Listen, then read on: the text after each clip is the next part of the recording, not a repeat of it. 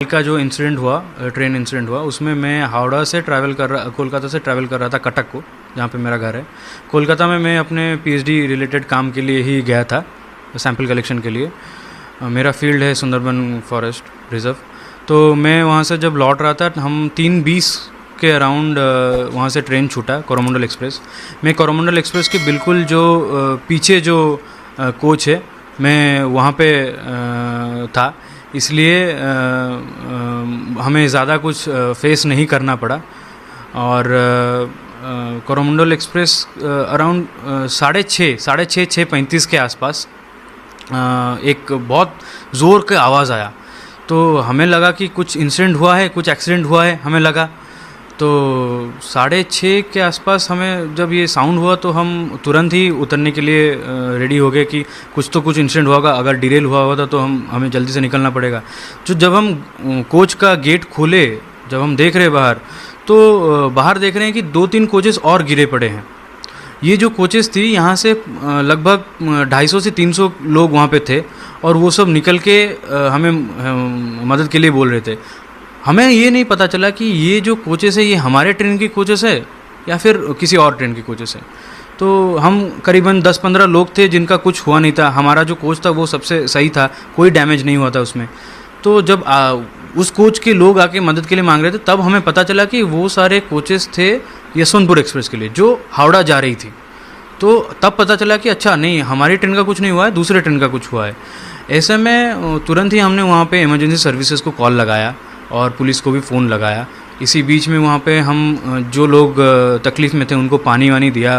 फिर जो बेडशीट है रेलवे का, उसको हमने चीर के एक मेकशिफ्ट बैंडेज बना के बैंडेजेस कराए लोगों के, क्योंकि सारे लोगों का बहुत ज़्यादा खून निकल रहा था। किसी का सर फटा हुआ था, किसी का हाथ कटा हुआ था। ऐसे में जितना हो सका हमने मदद की।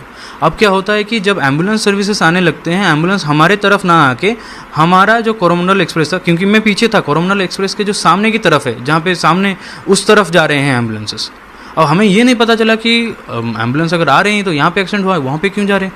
हम धीरे धीरे करके 4-5 लोग आगे की तरफ बढ़ने लगे। तब हमने देखा कि कोरोमंडल एक्सप्रेस का तो और भी ज़्यादा हालत ख़राब था। अब क्या हुआ था कि कोरोमंडल एक्सप्रेस जो है वो किसी कारणवश डिरेल हो गया था। अब डिरेल होने के बाद बगल में एक लूप ट्रैक होता है जो कि डिफंक्ट होता है, इनएक्टिव होता है। वहाँ पे एक गुड्स ट्रेन पार्क था, तो वो गुड्स ट्रेन से जाके टकराया है। ये बात हमें बाद में रेलवे ऑफिशियल्स ने बताया कि गुड्स ट्रेन से जाके टकराया। फिर कोरोमंडल एक्सप्रेस का इंजन या फिर गुड्स ट्रेन का कोई कोच जाके बगल वाले जो यशवंतपुर एक्सप्रेस जो जा रहा था हावड़ा की तरफ, उससे टकरा गया। अब ये हावड़ा के यशवंतपुर एक्सप्रेस का जो 3 कोच था, ये तीनों के तीनों जनरल बोगीज थे। उसमें बहुत ज़्यादा कैजुअल्टीज हुई हैं। अब क्या होता है कि जब हम कोरोमंडल एक्सप्रेस के सामने की तरफ जाते हैं, हम देखते हैं कि उसका जो इंजन है वो करीबन 3-4 महले के ऊपर हाइट पे चला गया है। उसके नीचे सारे ये गुड्स ट्रेन का बॉगी है और कुछ जनरल बॉगीज़ हैं, वो सब बिखरे हुए पड़े हैं, पलट गए हैं सारे के सारे। एकदम एक्सट्रीम कंडीशन है, बहुत ही ज़्यादा केओटिक सिचुएशन था। अब यहाँ पे ऐसे सिचुएशन में जब आप जाते हैं तो पहले तो ये होना चाहिए कि पहले आपको देखना चाहिए कि आप सही हैं कि नहीं। हम करीबन 15-20 लोग थे जो कि काफ़ी सही थे, क्योंकि हमारे बॉगी को कुछ हुआ नहीं था। जितना हो सका हमने लोगों की मदद की वहाँ पे। लेकिन सिचुएशन इतना भयावह हो गया था, इतना भयानक था कि आप जहाँ भी देखे, किसी का कटा हुआ सर, किसी का बिना सर का बॉडी, किसी का कटा हुआ पैर, हाथ ऐसे पड़े हैं। हर जगह देखिए तो कपड़े, लाल कपड़े, खून पड़े, खून से बिखरे हुए। पूरा का पूरा ट्रेन ट्रैक बिखरा हुआ पड़ा है। ट्रेन ट्रैक्स नज़र ही नहीं आ रहे हैं, क्योंकि ट्रैक्स ही बिल्कुल उखड़ गए हैं। फेस प्लेट्स जो हैं वो उड़ के कहीं और गिरे हैं। जो कोचेस हैं वो पूरा ओवरटर्न कर गए हैं। तो ये बहुत ही ज़्यादा भयानक सिचुएशन था। इसमें मैं तो बोलूँगा कि जो लोकल लोग थे वहाँ के, उन्होंने बहुत ही ज़्यादा मदद किया हमारी, क्योंकि वो सबसे पहले थे। इंसिडेंट करीबन 6:35 के आसपास घटा और 5 मिनट के अंदर सारे के सारे लोकल लोग, ऑलमोस्ट 300 से 400 लोकल लोग आ गए हमें मदद करने के लिए। जितने को पैसेंजर्स थे उन्होंने भी मदद की। अथॉरिटीज़ को आते आते करीबन 45 मिनट से 1 घंटा लग गया। लेकिन अथॉरिटीज़ हालांकि थोड़ा लेट आई, लेकिन आते ही उन्होंने बहुत जल्दी से काम करना शुरू कर दिया और सबकी मदद करने लगे। अच्छी बात यह है कि वहाँ पे एक रोड था जो कि हाईवे वहाँ से करीबन 600-700 मीटर दूर है, और एक रोड है जो कि इंटरसेक्ट करता है उस रेलवे लाइन को। उस रोड की वजह से ही इतने सारे एम्बुलेंस और फायर सर्विसेज वहाँ तक पहुँच सके, एनडीआरएफ की टीम इतनी जल्दी पहुँच सकी वहाँ पे। और डिस्ट्रिक्ट मजिस्ट्रेट और एसपी जो है बालेश्वर के, वो वहाँ पे 1 घंटे के अंदर आ गए और उस पूरे सर्विस रोड को एक ग्रीन कॉरिडोर की तरह बना दिया। क्योंकि कोरोमंडल एक्सप्रेस उस टाइम बालेश्वर छोड़ दी थी, 20 किलोमीटर बालेश्वर से दूर थी, वो स्पीड पकड़ ली थी। गाड़ी की स्पीड एग्जैक्टली तो मैं नहीं बता सकता, लेकिन करीबन 115-120 किलोमीटर प्रति घंटा की होगी।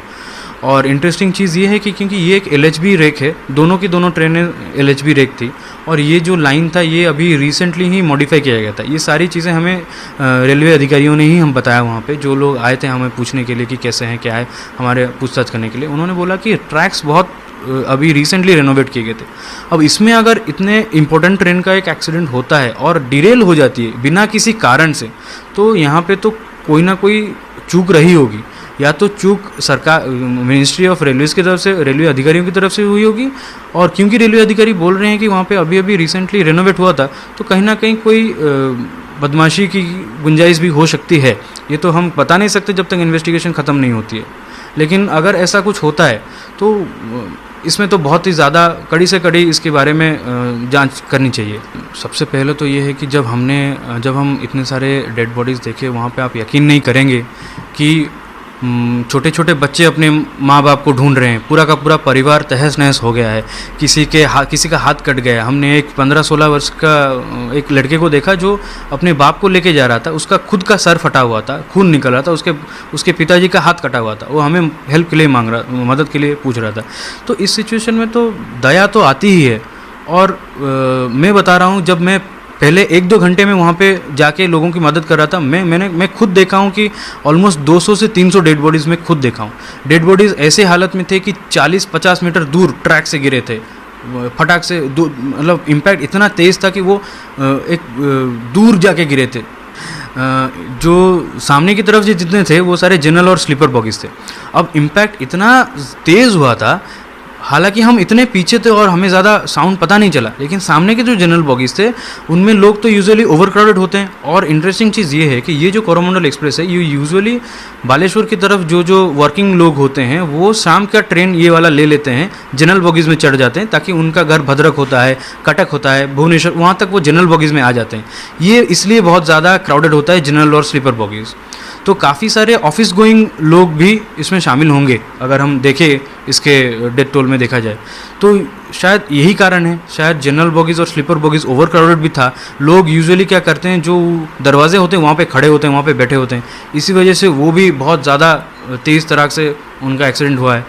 अब दूसरों की मदद करते करते जब अथॉरिटीज़ आ गए तो हमें पता चला कि चलिए अब अथॉरिटीज़ ये इस काम संभालेंगी। तब हमने ये देखा कि हम यहाँ से कैसे निकले, और निकलने के लिए पुलिस ने हमारी बहुत सहायता की है, लोकल्स ने हमारी बहुत सहायता की है। तो एक डर, वहाँ पे हम हाईवे तक पैदल ही आना पड़ा हमें, और हाईवे करीबन 600-800 मीटर दूर है वहाँ से, जैसे मैंने आपको बताया।